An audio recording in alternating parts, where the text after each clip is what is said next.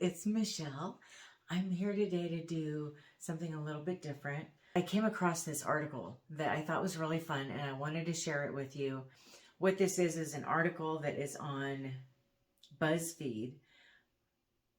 And the question that was asked was, what's the best advice your mom ever gave you?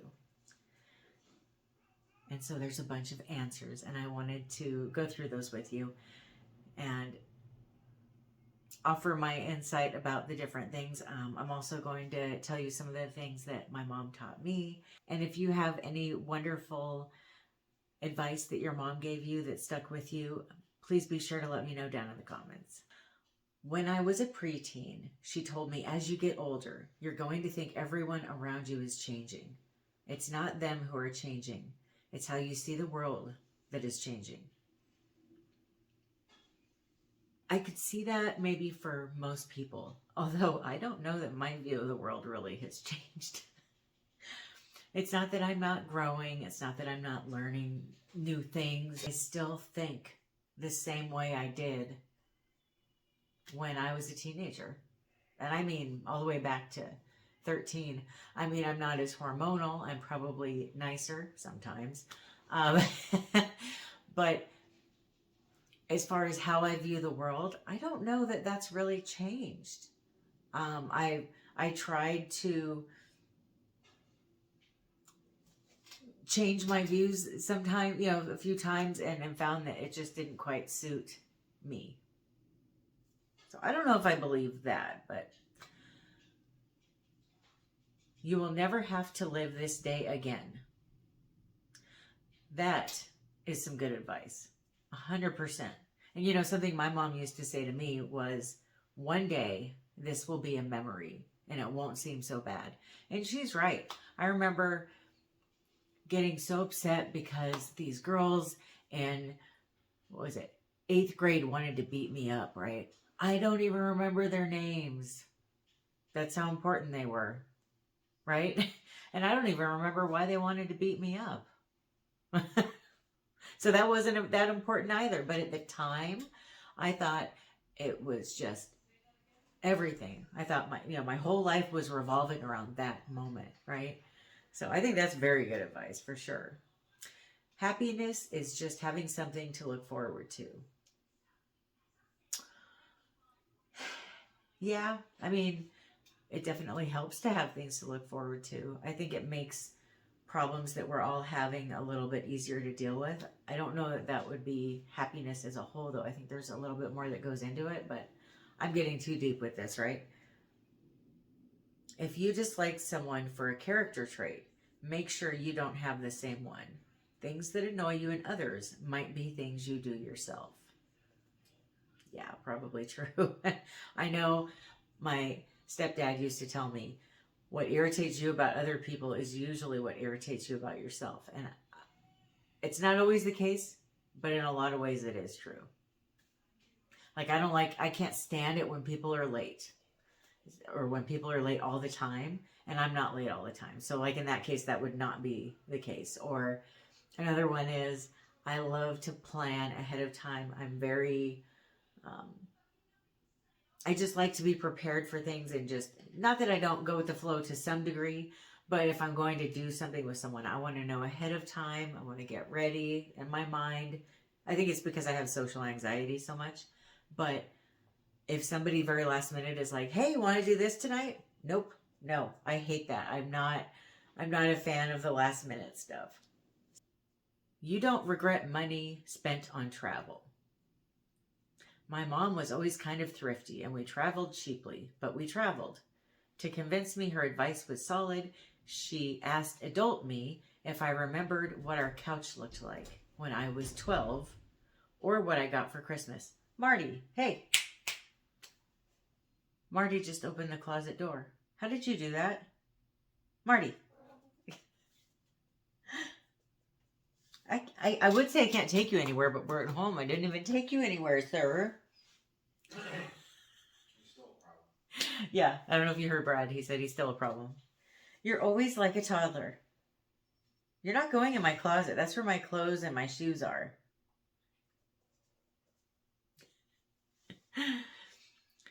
Okay, where was I? She asked adult me if I remembered what our couch looked like when I was 12 or what I got for Christmas. I couldn't remember. Then she said, what about the time we took the trip to Grand Canyon that summer? Memories galore. I mean, there's a lot of people that can't afford to go on vacation. I'm one of them. In my adult life, I've gone on one vacation. And we're hoping to go on another one, but it's not going to be an expensive vacation by any means. And I get what she's saying about vacations that don't cost a lot, but still, I think for a lot of people, that's not even possible. And I know that because it wasn't possible for me for so long. And I don't know about the whole, you know, you won't regret money you spend on travel, but you might regret everything else you spend money on. Well, if you don't travel or you can't afford to travel, it kind of makes it hard to look at it that way. And for the record, I do remember the couch that we had when I was 12. I helped my mom pick it out. We actually had a lot of fun going out and picking it out together. And what I got for Christmas when I was 12. Ooh, I remember what I got when I was 11. It was a jumbo love. Do you remember those? Those teddy bears that were, I don't know what they were made out of. It's like some kind of like a parachute material or something. Very, not furry at all. But anyway, when I was 12, what did I get for my birthday? I don't know, because that was a really rough time. That was when my parents were going through their divorce, and it was kind of back and forth between the two a lot. And I don't know that I remember what either one of them got me. They might not have done Christmas that year because they split up maybe a month or two before Christmas. So that might be why I don't remember too. But so I don't know if I agree with that mom's advice because I do remember that kind of stuff from childhood. And as far as the trips, yeah, when I was a kid, we did go on trips and they were really memorable, but I definitely think other things are as well. Something my grandfather told my mom, then she told me, hugs and handshakes. Give them like you mean it. Okay. That sounds good. Yeah, I have to admit, I don't like people that aren't good huggers. Well, not that I don't like them, but I can't stand it, right? And when people have like the really weak spaghetti finger handshake, not a fan of that either. I want people to shake my hand, right? If they're going to. If there's an uncomfortable feeling in your gut about a person, situation, or place, go with it. Listen to it and either protect yourself or get the F out.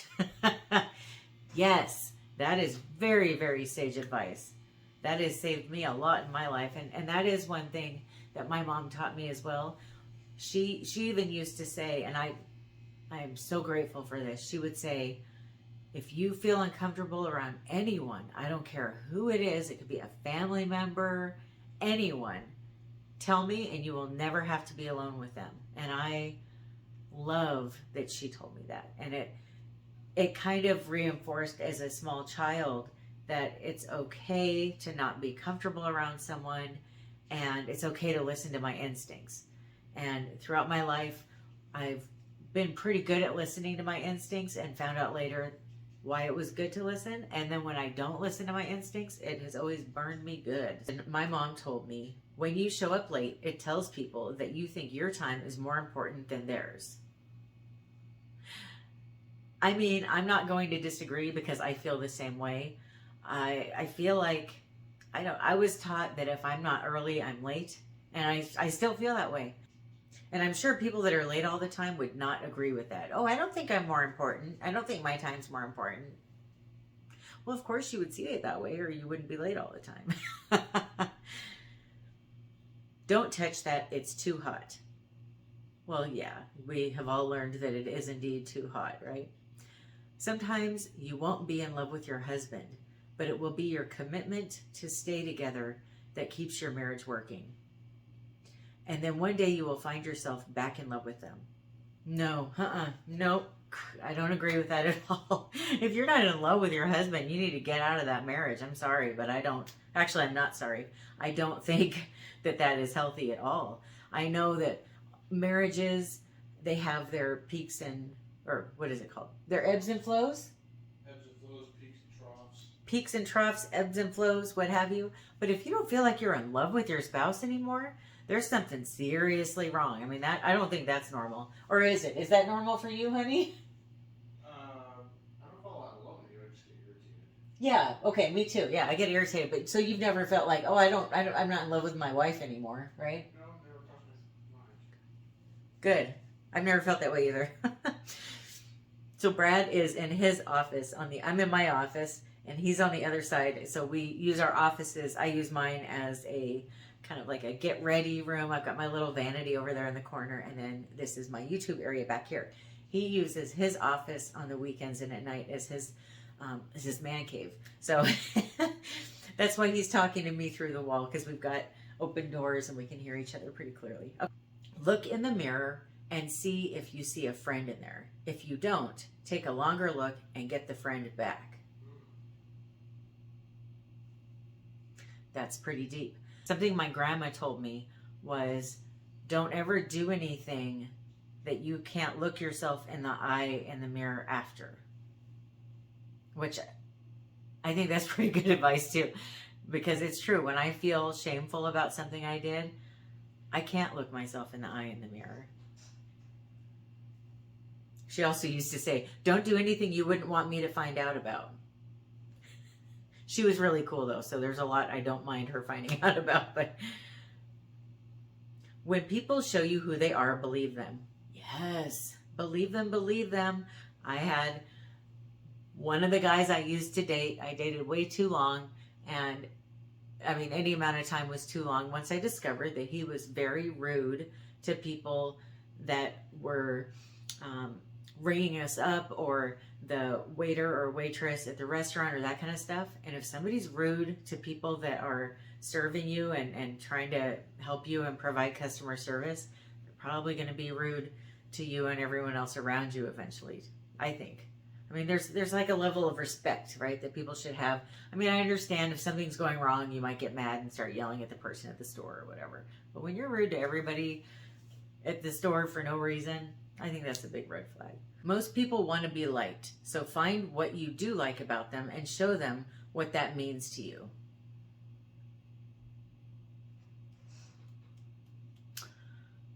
Yeah, I mean, I don't see anything wrong with that. I think giving people compliments is a good thing if they're genuine. My mom always said, and has always taught me, to respond to the situations instead of react to them. Well, that is very sage advice that I just cannot seem to follow. I'm a bit of a firecracker. I shouldn't say a bit, I am a firecracker. But it's very good advice. We don't know who discovered water, but we know who, wait a minute. We don't know who discovered water, but we know it wasn't a fish. When you're in a situation, it can be very hard to be objective. No matter how hard you are trying to see what you're going through, you will never have the perspective of those who aren't. Trust your loved ones who aren't immersed in water to tell you when something is wrong. I agree with that, but not always, because sometimes people, it's not that that loved ones don't have the best intentions, but sometimes they don't know the whole story, I feel like.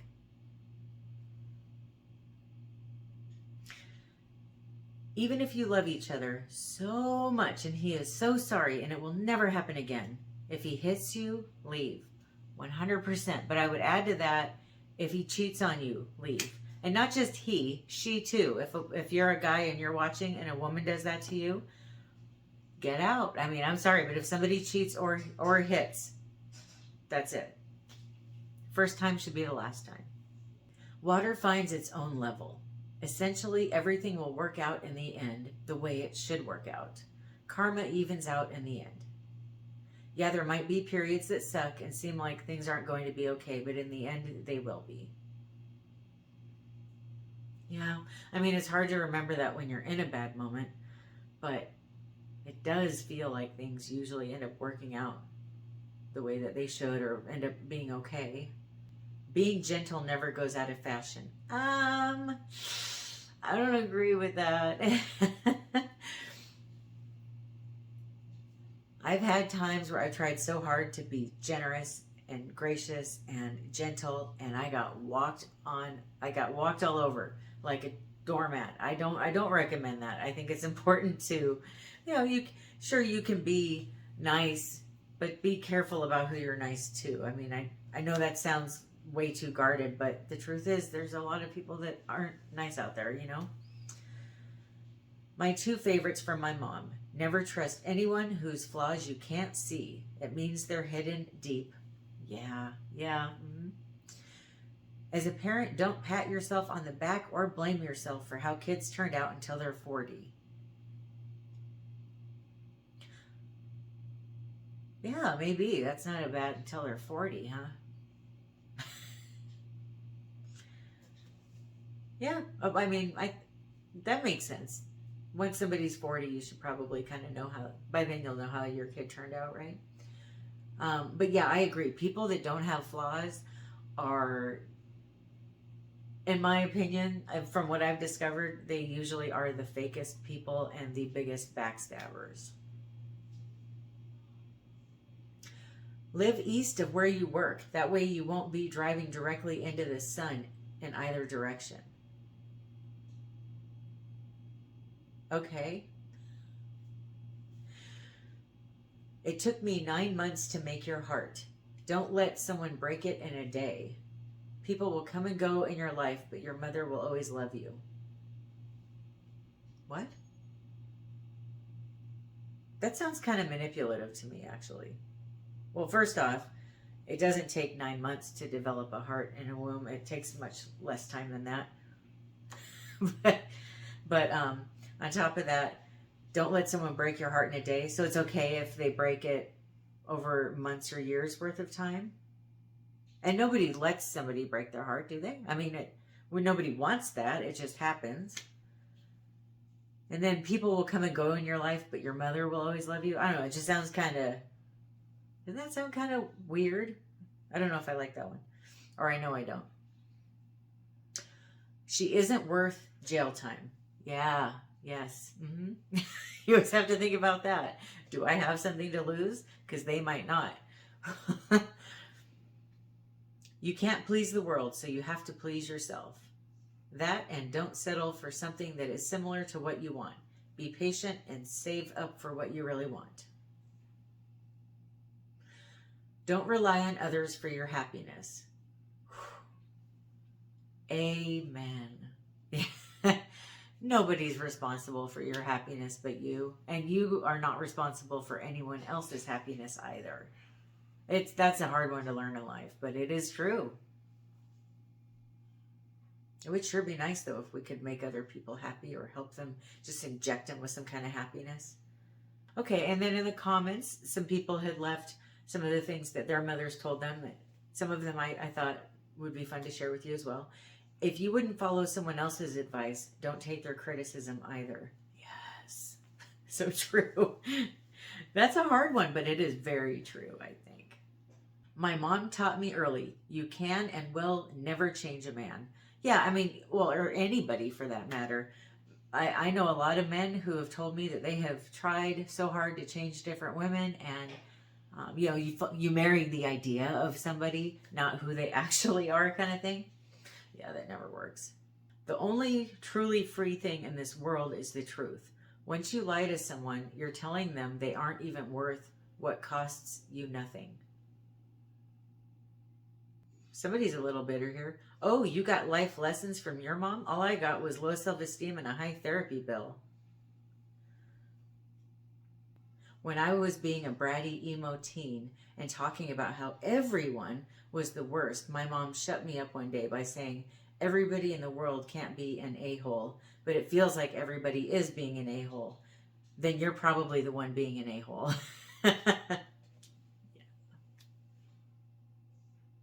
After my teenage self found a wet mop on our half-done kitchen floor, I asked my mom what interrupted her.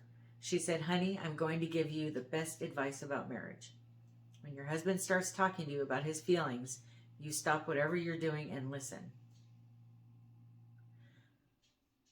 Men tend to avoid opening up, especially to their women, so you must show him he's got your full attention.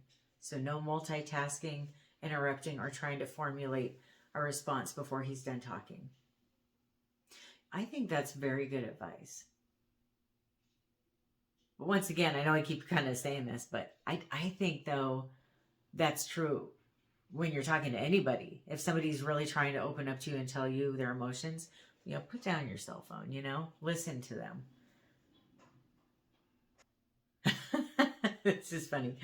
After I had an eye accident that cost me my vision at 15 years old, my dad said, "I hope this is the worst thing to happen to you." And my ma randomly said, "Oh, and always pee after sex." Well, that is very good advice, but it's kind of funny that she said it then, but it is true. Always go pee afterwards. My mom didn't give me any good advice, but my grandma did say, "God gave us 2 ears and 1 mouth, so we can listen twice as much as we speak." I think that's really good advice. I know Brad's dad used to tell him that too. Any man that walks away from you is not worth chasing. Everyone likes frosting, but sometimes too much is trying to cover up a bad cake. Yes, so true. I just feel like, and I hate to say it, but I mean, I'm just being honest. I feel like there is an abundance of fakeness in this world these days. It's like some kind of a virus running rampant in our society. And I think we have to be careful of fake, shallow people. Okay, so I'm going to tell you some things that my mom said. Nothing worth having in life is easy to get, nor is it easy to keep. I find that to be very, very, very true. Always moisturize. Yeah. My grandma used to say, and I'm sure my mom was this way too, but they were both very big on having really good personal hygiene. And my grandma used to say, "Never leave the house with dirty underwear. If something were to happen to you, you don't want the paramedics to judge you." And I thought,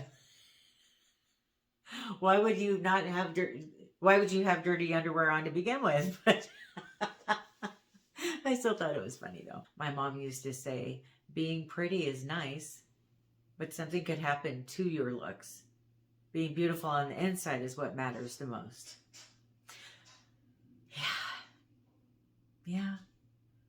She used to talk about how important it was to, because my brothers and myself, I was a dancer, my brothers were hockey players, and she used to say a lot, make sure that you concentrate more on your brain and your education than whatever activity you have, because something could happen to your body, but you wouldn't be able to do it anymore for a living, but you could always rely on your brain to get you a job and help you get by. And I think that's very true as well. Mom said, if you really want to get under someone's skin, ignore them. And it's so true. So those girls that wanted to beat me up in junior high, I just started ignoring them, and it drove them nuts that I didn't give a crap what they thought about me.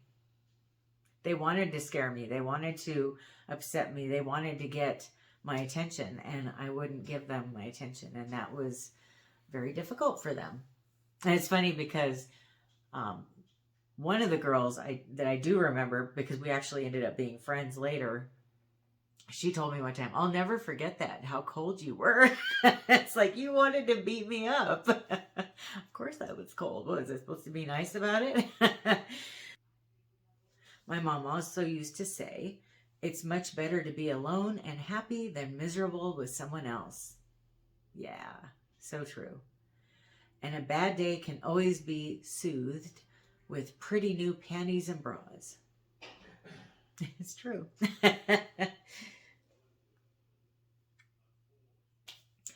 So let me know different things that your mom taught you, different things that stood out. I love reading little quotes that people have or advice.